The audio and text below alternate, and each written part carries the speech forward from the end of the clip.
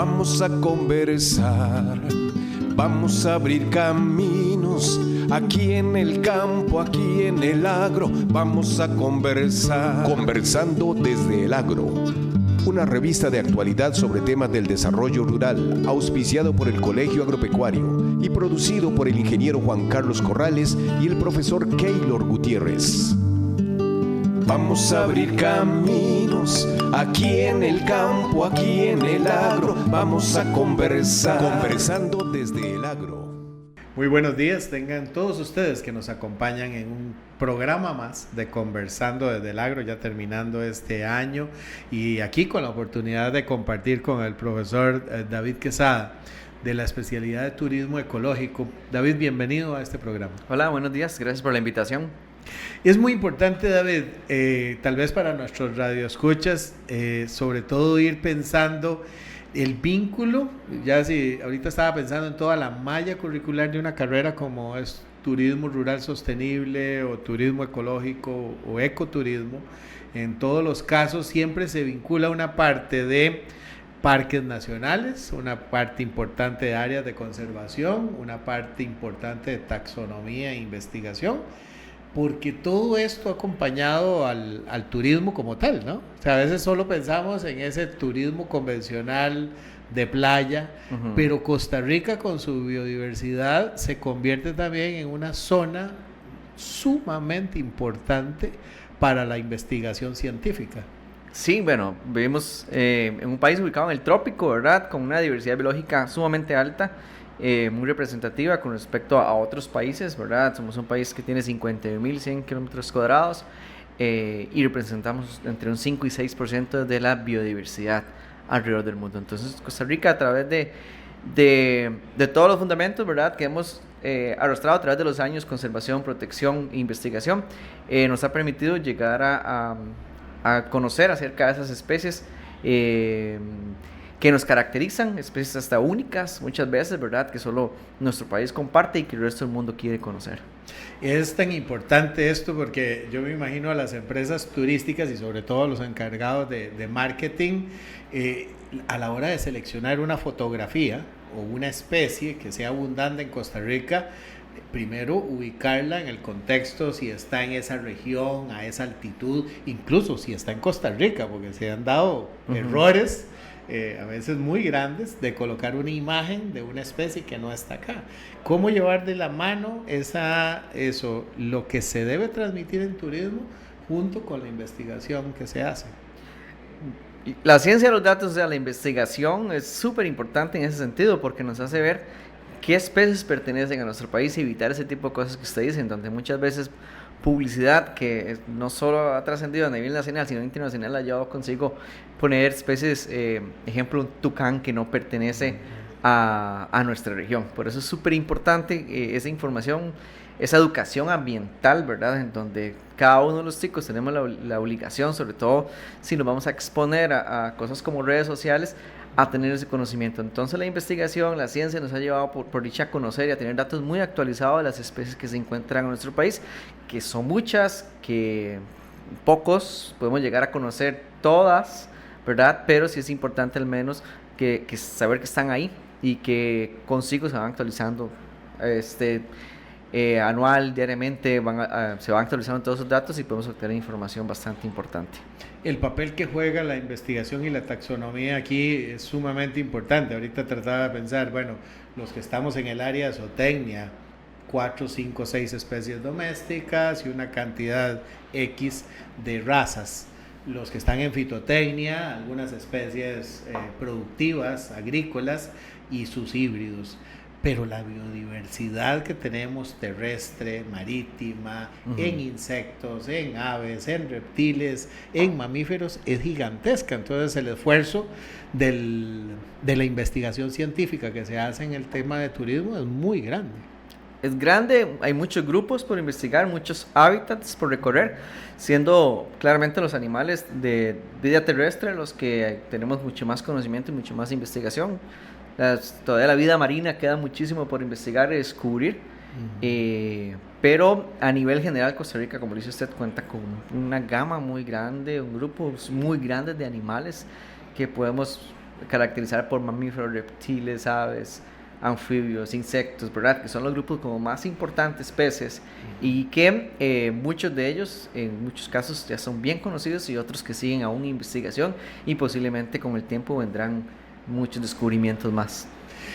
En la antigüedad, los que éramos aficionados o fan de estos programas naturalistas, ¿verdad? Como Planeta Azul, ver a Jacques Cousteau en sus inicios, o sea, toda esa investigación, descubrir especies que no se habían visto, identificación, todo eso ha ido evolucionando muchísimo. O sea, antes veíamos a un biólogo o a un naturalista pasar días enteros, años incluso, para poder fotografiar en el mejor de los casos, o al menos identificar un animal en su hábitat natural y sobre todo documentar su comportamiento.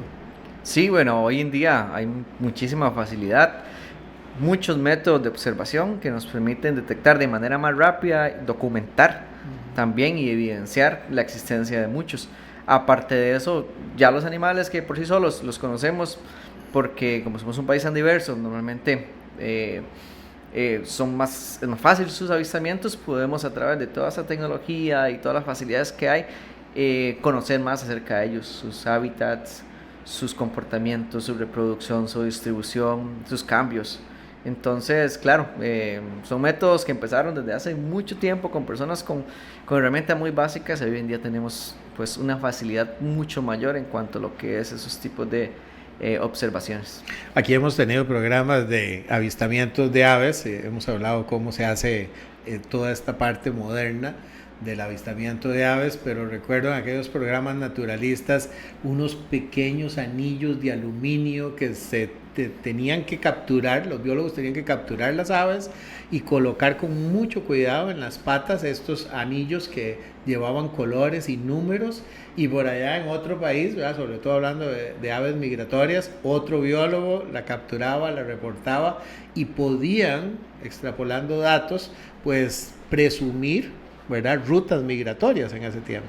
Sí, hoy en día todavía existe esa práctica. Ahora se le suma los famosos GPS, ¿verdad?, que son rastreadores digitales en los cuales, gracias a la geolocalización, pues permite que las especies puedan tener mayor posibilidad de estudio. Personalmente conozco algunos casos en donde actualmente especies sumamente extrañas en Costa Rica están siendo estudiadas gracias a los anillos que le están poniendo, localizadores, y eso ha permitido que X especie, la cual hay muy poco conocimiento, la cual hay una población sumamente baja o casi nula en nuestro país,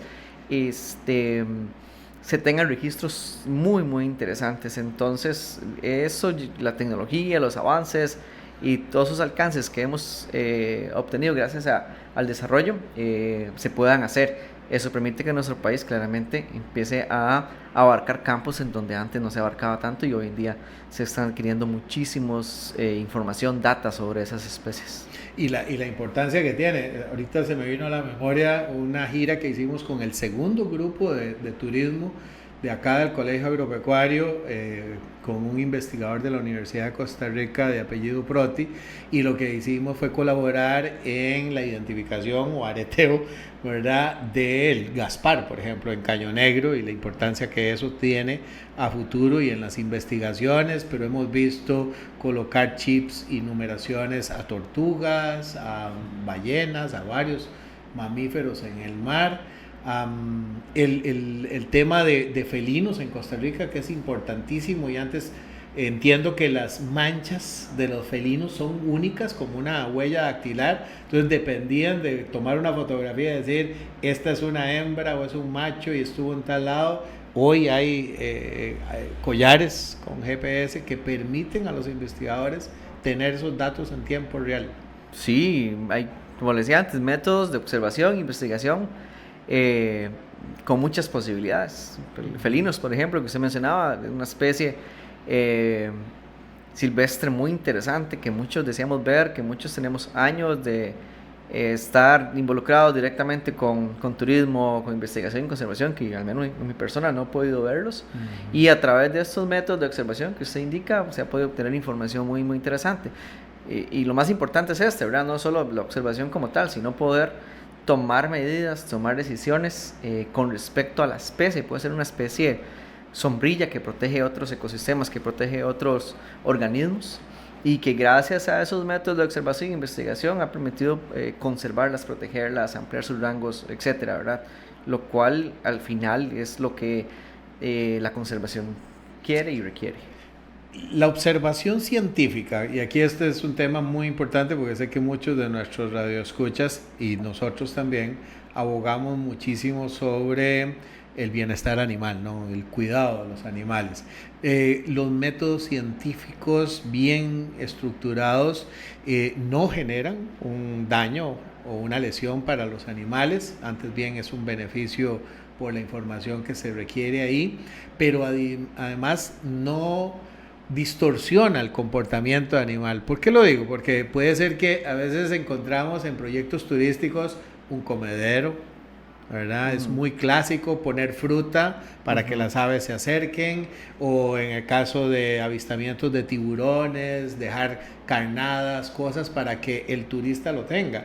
Pero eso sí trastorna el comportamiento animal. Más bien, en el caso de las investigaciones, hay que ir a buscarlo en su hábitat natural, pasar desapercibido, ¿verdad? Me imagino como se ve en esas películas, alguien metido ahí en un cesteo, en algo camuflado, para que el animal más bien no vea afectada su comportamiento natural. Esta parte es sumamente importante en la valoración científica. Sí, alterar los hábitats y comportamientos de los animales silvestres es hasta penalizado por nuestra ley. Lastimosamente en el turismo se ve en muchas ocasiones en donde hasta un felino está acostumbrado a estar cerca de personas porque se acostumbró a que le alimentaran aves en muchos lugares donde se ofrece turismo más de fotografía para poder observar y fotografiar aves con sus comederos. Son ecosistemas alterados para esos animales, lo cual al final crea un daño directo en la salud del animal y no es lo que se busca, ¿verdad? En cuanto a métodos de investigación, por supuesto que son más amigables, intentan ser menos invasivos también, con el fin de no alterar comportamiento ni ecosistemas en donde esos animales viven, y además de que se obtiene una información pura con respecto a lo que se puede grabar o documentar, y al obtener ese tipo de información es donde nos permite tomar las mejores decisiones con respecto a la especie en investigación, lo cual es al final el objetivo de esto, ¿verdad? No observarla en un comedero, por ejemplo, no observarla a través de una trampa como tal, sino que observarla a través de su ecosistema, de su hábitat natural, y poder comprender a esa especie como es en realidad. Hay una campaña importantísima, ya hablaremos en algún momento en otro programa, del no selfie con los animales, lo cual trastorna, o sea, tomar un animal que está tranquilo, apacible, descansando o alimentándose, y que lo tomen para hacer una fotografía, o cuando colocamos estos rótulos de no alimentar a los animales, mucha gente hace caso omiso a eso, o sea, no se da cuenta. Incluso mucha gente piensa, es para que no haya peligro para el humano. No, es que ese hecho de la alimentación también genera un problema y un peligro para los animales, ¿no? Podemos estar llevando parásitos, podemos estar alimentando con un nutriente que no es adecuado para esa especie, además de que intervenimos todo en el comportamiento normal de esa especie. Sí, hay una intervención total, además de un cambio en su dieta, por ejemplo, cuando intentamos alimentarlos en comederos con agua de azúcar, por ejemplo, cuando alimentamos a un animal con algún tipo de fritura, ejemplo, pan, cosas que normalmente intentamos darle. Es muy común en la zona norte que las lapas que se acercan tanto a nuestras casas a buscar árboles con semillas, con frutos, las acostumbremos a que estirando la manita con un pedacito, un bollo de pan o algo, ellas bajen, coman, ¿verdad? Hay una alteración directa en la dieta, lo cual trae consigo, y eso está comprobado, trae consigo muchísimas alteraciones en la salud y en el comportamiento de los animales silvestres, por lo cual claramente no es recomendable. Por eso esas rotulaciones, esos mensajes de educación ambiental que usted dice son tan importantes, y que debería inculcarse tanto a nivel de nosotros como costarricenses y también a nivel de las personas que nos visitan de otros países, en decir que es algo obligatorio, que es súper importante seguir con esos consejos, porque nosotros dependemos de esos ecosistemas en muchos sentidos, no solo en el turismo, entonces es importante cuidar de esos animales. Básicamente, yo sé que sin profundizar mucho eso, ¿qué buscamos en una investigación científica o qué identificarían nuestros estudiantes cuando visitan un sendero o cuando colocan algunos dispositivos para tener información científica sobre las especies que ahí hay? ¿Qué come? El tema de encontrar las heces de los animales es importantísimo porque se puede identificar, ya sea en campo o en laboratorio, semillas, rastros de pelo, por ejemplo, en el caso de los felinos, es importantísimo. Los trayectos, por dónde va, ahí todo el tema de colecta de huellas, por ejemplo. Y también, pues, lo más moderno, debe haber otras cosas, dispositivos, pero la utilización de estas cámaras trampa, ¿verdad? Que cada día son más comunes, que nos permiten colocarla en algunos lugares donde haya supuesto paso de animales y empezar a identificar cada uno de ellos. ¿Qué busca cada método científico para esta opción? Hay muchos fundamentos ecológicos, realmente, ¿verdad? Dentro de la justificación del por qué se hace.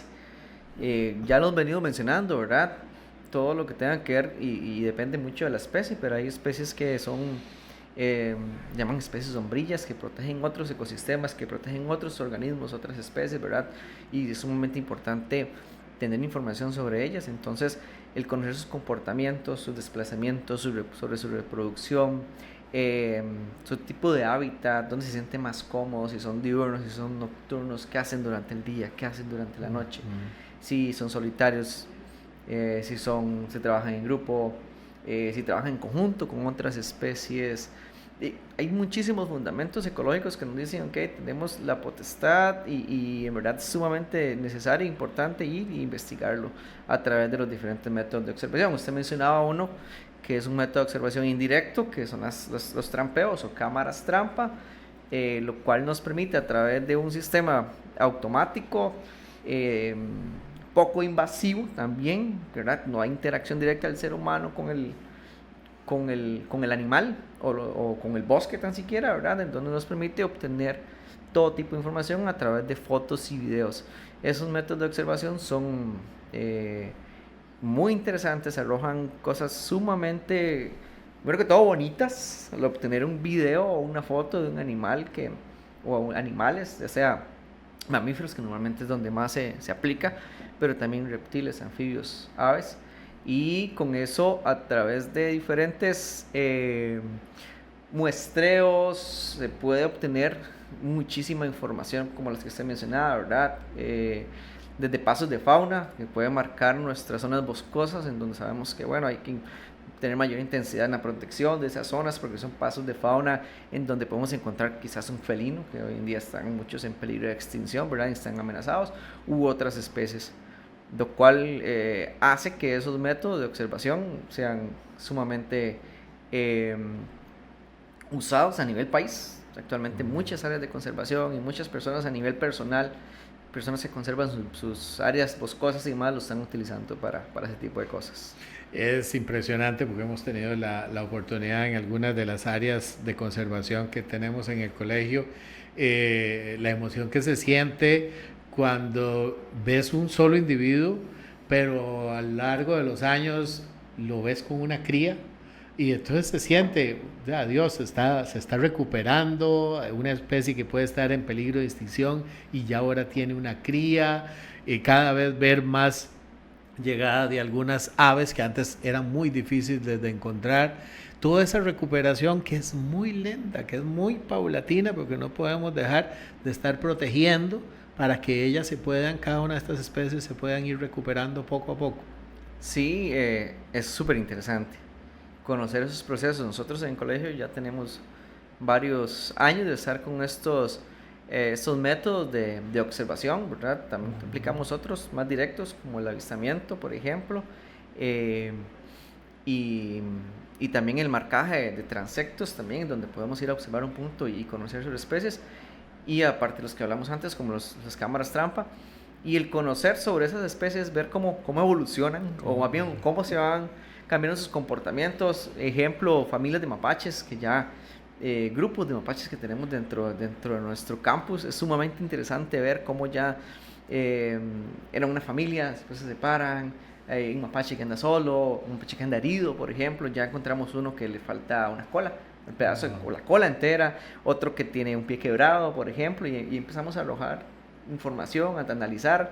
Se vuelve muy interesante para los estudiantes poder analizar lo mismo con los felinos, ¿verdad? Poder identificar cuántos tenemos, cómo los diferenciamos. Usted mismo decía sobre manchas y las famosas marcas que ellos tienen, que son como sus huellas, y hace que obtengamos información a través del tiempo sumamente interesante. Ya con esa información, por ejemplo, podemos tomar decisiones de conservación sumamente interesantes. Ya podemos ir y hablar con los vecinos aledaños y comprobarles que tenemos una fauna silvestre muy variada dentro de nuestra zona y que existe la necesidad de, por ejemplo, de crear un corredor biológico que conecte la zona de Santa Clara con el Parque Nacional Juan Castro Blanco, por ejemplo, para que exista ese corredor biológico en donde las especies se puedan trasladar de manera más segura. Entonces, toda esa información, esa evolución que usted dice que se va marcando a través del tiempo, es muy importante porque ya nos permite proyectar a futuro qué es lo que más o menos queremos con todo ese tipo de información. Y la investigación se va ampliando, o sea, porque a veces no solo nos concentramos en esa especie como tal, sino a veces en toda su cadena alimenticia o en su comportamiento. Ahorita estaba pensando en algunas especies que requieren un tipo de fruta específica, algunas ranas que consumen un tipo específico de insecto, y entonces la importancia que tienen esa cadena. Bueno, queremos recuperar esta rana, pero necesitamos que haya disponibilidad del alimento específico que ella tiene. Entonces todo va como amarrado, por supuesto, como es una cadena, en la conservación y la preservación. Todo está ligado, sí. Todas las especies están ligadas, y los datos que nos arrojan un trampeo, por ejemplo, ahí nos dice muchísimo. Todo lo que está ligado entre sí, toda la cadena alimenticia y cada uno de las funciones de esas especies, y que al final nos da como resultado para nosotros mucha alegría el saber que en zonas tan pequeñas y tan ganaderas como son las que tenemos alrededor de nuestro campus, aún existen especies que podemos trabajar con ellas, conservar, conocerlas. Probablemente quien nos escucha dirá, bueno, está bien, eso es para un biólogo, eso es científico, pero toda la base científica está en la observación. Y probablemente usted en su casa tenga una esquina, un horcón, un alero, donde todos los años llega la yigüirra a hacer su nido, ¿no? Y qué interesante que nosotros pudiéramos aún así tener ese espacio de observación. ¿A qué hora se alimenta? ¿A qué hora llega? ¿Hasta qué hora está? ¿Qué pasa en un día lluvioso o qué pasa en un día muy cálido? O sea, tenemos que volver, yo no diría solo en los niños y en los jóvenes, a despertar. Tenemos que despertar esa curiosidad científica de lo que está ocurriendo. Sí, claro. Hay muchos métodos de observación. No necesariamente tenemos que tener equipo tecnológico que requiere inversión económica antes de tenerlo. Avistamientos directos, ¿verdad? Como dice usted, sentarnos. Tenemos una parte boscosa, una zona cerca de potreros o de montaña. Podemos sentarnos y empezar a conocer sobre una especie en específico. Usted mencionó una, yigüirro, ¿verdad? Por ejemplo, puede ser otras, tucanes, pueden ser las mismas lapas, y empezar a conocer su comportamiento. Es una forma directa de hacerlo.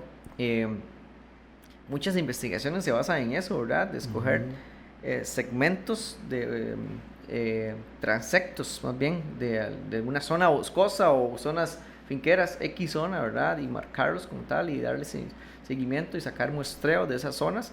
Y esos métodos directos de observación son sumamente importantes y traen consigo y arrojan muchos datos interesantes.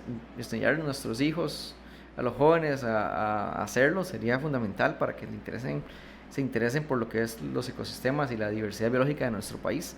Y pues obviamente hay otros métodos que se pueden utilizar. Ya hablamos de las cámaras trampa, pero pueden haber huellas, por ejemplo, cama de huellas, que es otra forma, y otros métodos más de moverse, como usted lo mencionaba antes, las heces, por ejemplo, pasos de fauna que podemos identificar, y a partir de encontrar esos puntos poder desarrollar algún tipo de avistamiento para generar datos, que es al final lo que queremos. Todos los puntos o las áreas de conservación, incluso privadas, tenemos que empezar a verlo, que cada una de las fincas acá en San Carlos, el sancarleño tiene eso, cuida los mantos acuíferos, cuida las nacientes, alguna área cercana al río, entonces siempre estamos muy proclives a conservar esa área, pero a veces nos quedamos muy en solo los árboles, ¿verdad? Entonces hablamos de pago de servicios ambientales, pero se valora solo por la cantidad de árboles que tiene. ¿Cómo podría un ganadero o ayudándose de algún estudiante de turismo, de ecoturismo avanzado, ir identificando en esos pequeños parches de bosque? Bueno, aquí hay un reservorio de una especie, aquí hay una variedad vegetal importante, ¿verdad? Porque eso también suma. O sea, yo sé que los sancarleños nos sentimos muy orgullosos cuando protegemos y cuidamos un parche de bosque, pero hay que conocerlo para poder entender el valor que tiene eso. Sí, y es muy interesante porque así inician grandes proyectos. Tomar una zona, X zona, donde se encuentra X especie, ¿verdad? Y a partir de ella desarrollar investigaciones. Se lo dije antes, ¿verdad? Conozco de proyectos en la zona norte en donde así empezaron charlas entre ganaderos, conservacionistas, y salen conversaciones interesantes donde esa persona describe especies que parece que son únicas, que parece que nadie las ha visto, y la curiosidad nos lleva a ese lugar, y a partir de eso se empiezan investigaciones. En la zona norte actualmente se está desarrollando una especie de ave sumamente interesante, en donde de esa forma hace muchos años empezó una conversación entre profesionales en turismo y finqueros, y llegaron a la conclusión de que había una especie bastante interesante, poco concurrida, y que parecía que iba en declive su población, y a partir de eso empezaron investigaciones hasta el año 2025, que ya están festejando que pudieron anillarlo, que pudieron poner su GPS después de más de 20 años, ¿verdad? Y lo cual trae consigo, bueno, que estamos protegiendo una especie, y toda esa información nos va a arrojar mucho de por qué es tan poco frecuentada, por qué se puede ver tan pocas veces, por qué prefiere esos hábitats. Hay mucha información que en este momento está arrojando sobre su distribución, cómo lo hace, por qué. Explica muchas cosas acerca de la especie como tal, que quizás si esa investigación no hubiese crecido en ese momento, cuando se juntaron esas dos personas o varias personas a conversar, quizás la especie en ese momento no existiera y estuviéramos hablando de una especie, o ya sea en peligro de extinción o extinta. Luego viene el tiempo, ¿no? Y ahorita que hablabas de eso, hace 20, incluso 30 años, las conversaciones eran: esta especie ya no se ve en Monteverde, esta especie nadie la ha vuelto a reportar. Hoy, gracias a Dios, se está revirtiendo, no podemos descuidarnos, tenemos que seguir en la protección, pero hoy encontramos más. Ya hay 2 individuos, ya hemos visto una familia entera, un grupo entero, eso va cada vez mejor. Y eso me hizo recordar una pequeña área de conservación, hace más de 35, 40 años que mi papá la dejó para que se hiciera un bosque sucesorio, y alguien hizo una investigación de los pequeños árboles pioneros que habían ahí. 20 años después fue proyecto de investigación para una maestría, y luego 15 años más todavía fue también proyecto. O sea, la importancia de tener esos espacios en tiempos prolongados, pero que hayan muchos investigadores generando datos en cada una de esas. Sí, y hay muchas personas interesadas en eso. Es buscar las personas correctas, las instituciones correctas. Nosotros acá en el Colegio Agropecuario, por ejemplo, tenemos estudiantes sumamente capacitados y con ganas de trabajar en investigación, descubrir cosas nuevas, y gracias a esos espacios que se han conservado, se puede ir y abarcar muchos temas de investigación no tiene que ser específicamente fauna silvestre, agua, árboles, muchos datos de otras cosas que se pueden arrojar ahí. Y lo que se necesita son zonas en donde se puedan trabajar y personas dispuestas a hacerlo y preparadas también. Adicionalmente, bueno, hoy la tecnología, ya para ir terminando, la tecnología pues ha abarcado muchísimo. Hoy vemos todo el mundo tiene unas muy buenas cámaras en sus celulares, pero no es eso. Realmente lo que se ocupa es colocar algún tipo de dispositivo o cámara que trabajaría con batería, o no sé si hay ya algunas que sean solares o este tipo de cuestiones. Pero ¿cómo funcionan? ¿Están 24/7? ¿Tienen sensores de movimiento? ¿Cómo funciona este tipo de implementos para captar a la fauna en su forma natural? Las cámaras trampa, bueno, hoy en día en el mercado encontramos muchos tipos, baterías, paneles solares, son dispositivos automáticos, ¿verdad? Que se programan y a través de sensores obtienen información sobre los animales, las cuales la activan, arrojan muchísima información interesante, pero son básicamente dispositivos que se programan para poder obtener la información que usted quiere, desde videos hasta fotografías. Se pueden programar por horas, se pueden programar por movimiento, y se colocan en puntos que cumplan con características necesarias para poder obtener, por ejemplo, un lugar donde se cree que es un paso de fauna, o donde ya se identificaba como un paso de fauna, una zona boscosa en donde se cree que hay algún tipo de ecosistema y existan animales que se puedan investigar. Y entonces estos dispositivos son bastante sencillos de utilizar, se pueden colocar en cualquier parte básicamente, ¿verdad? Normalmente nosotros en el colegio pues utilizamos los bosques y utilizamos árboles para poder ponerlas en esos lugares, programarlas, y se dejan por trayectos bastante largos, mes, 2 meses, para poder obtener bastante información. Siempre con mucha seguridad, ¿verdad? En el sentido de que el uso sea responsable, que sean zonas autorizadas para hacerlo, claramente, ¿verdad? No zonas privadas o zonas que pertenecen al Estado, sin antes tener un permiso, y además de eso que la misma cámara esté protegida con toda su seguridad para evitar robos, por ejemplo, porque son dispositivos que fácilmente se pueden hurtar. Entonces nuestras cámaras siempre están protegidas con cadenas, con casetillas metálicas para protegerla también de todos los cambios climáticos, lluvia, sol y todo.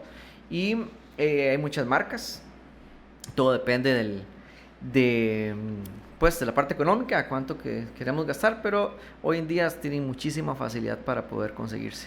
Tal vez ese es para sensibilizar nada más, ese es el valor que tiene. Yo diría que a todos aquellos que si eventualmente en un paseo por la montaña o en algún recorrido llega a ver una de estas, lo ideal es no tocarla, no interferir, porque realmente lo valioso es esa información que va a generar, y ahí sí tenemos que sensibilizar a la población, ¿verdad? Ella está cumpliendo una función de investigación muy importante, y sensibilizar a que las dejemos por ahí queditas. Toda la información que se colecta es para fines muy interesantes, la mayoría de ellos científicos, y entonces sí, claro, muchas veces nos vamos a encontrar en recorridos que hacemos dentro de lugares, zonas boscosas, ese tipo de dispositivos, y como dice usted, no nos pertenece dejarlos ahí, no irrumpir, y a alguien vendrá y hará su colecta con toda la información que pueden tomar información muy importante y decisiones también bastante interesantes con respecto a lo que es esas especies que se pueden identificar. Muchísimas gracias. Agradecemos al profesor David Quesada, coordinador de la carrera de ecoturismo de la especialidad del Colegio Agropecuario de San Carlos, y a todos ustedes que nos acompañaron una vez más en su programa Conversando desde el Agro, con el auspicio del Colegio Agropecuario de San Carlos y por esta su emisora Radio Santa Clara. Que Dios los bendiga siempre. Vamos a conversar, vamos a abrir caminos, aquí en el campo, aquí en el agro, vamos a conversar. Conversando desde el Agro, una revista de actualidad sobre temas del desarrollo rural, auspiciado por el Colegio Agropecuario y producido por el ingeniero Juan Carlos Corrales y el profesor Keylor Gutiérrez. Vamos a abrir caminos, aquí en el campo, aquí en el agro, vamos a conversar. Conversando desde el Agro.